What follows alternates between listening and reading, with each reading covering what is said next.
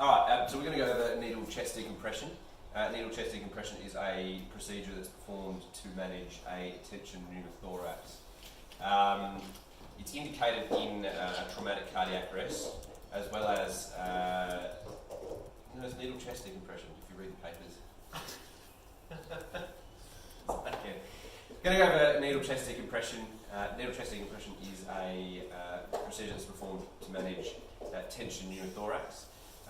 It's indicated in traumatic cardiac arrest as well as primary and spontaneous tension pneumothorax,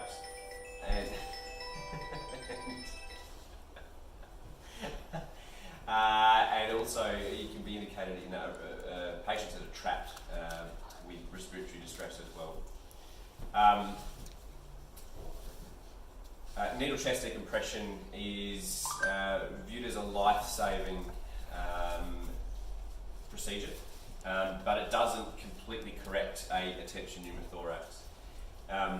It's perceived as being a procedure that prevents the worsening of the tension pneumothorax rather than completely resolving it and potentially returning some cardiopulmonary function. To perform it, we're going to first need to identify that it needs to be done. So the signs and symptoms that we're going to be looking for a needle chest decompression is that of a tension pneumothorax, which is going to be an increased respiratory rate, decreased oxygen saturations. The probably more specific symptoms would be decreased chest sounds on the affected side, and obviously combined with some obvious trauma on that side would help as well. You may feel some asymmetry of the chest on respiration, and you may also notice some increased jugular venous distension present, which may not occur in the hypovolemic patient. Tracheal deviation is often quoted as another sign and symptom, however that is an extremely late phase symptom and may not ever be evident at all. You may also have hypotension, tachycardia and a loss of a radial pulse. Assuming those conditions have been met, we will need to perform this procedure. To do so, we need to find the correct anatomical position. There's a mixture of ways of performing it. The two most common would be by inserting the cannula in the second intercostal space at the mid-clavicular line.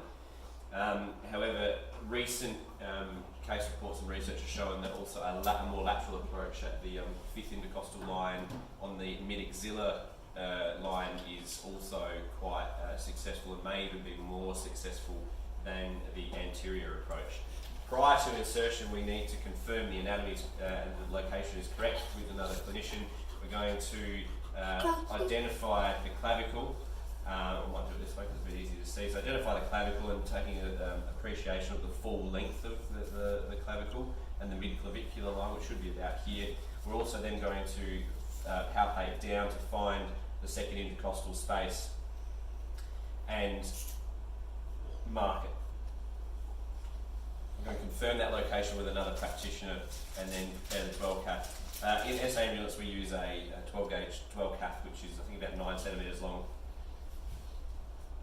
I'm going to clean the site and perform the puncture on that marked spot, and then once we've got it probably almost to the heel, we're then going to remove the sharp, which doesn't want to come out. Okay. Remove the sharp and place it in the sharps container.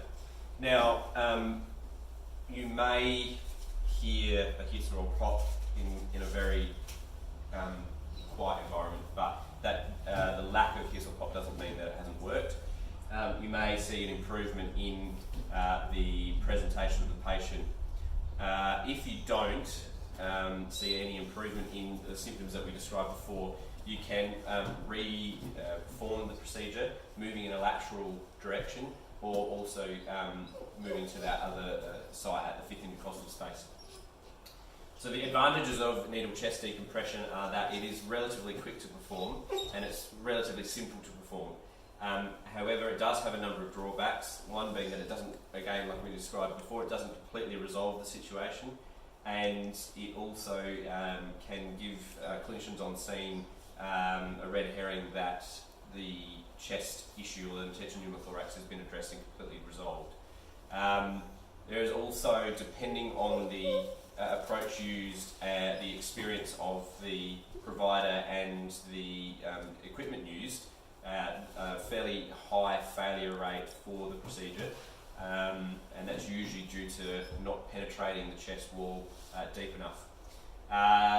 So most of the time this will require advancing to a finger thoracostomy and or a chest tube insertion, even if the decompression is successful.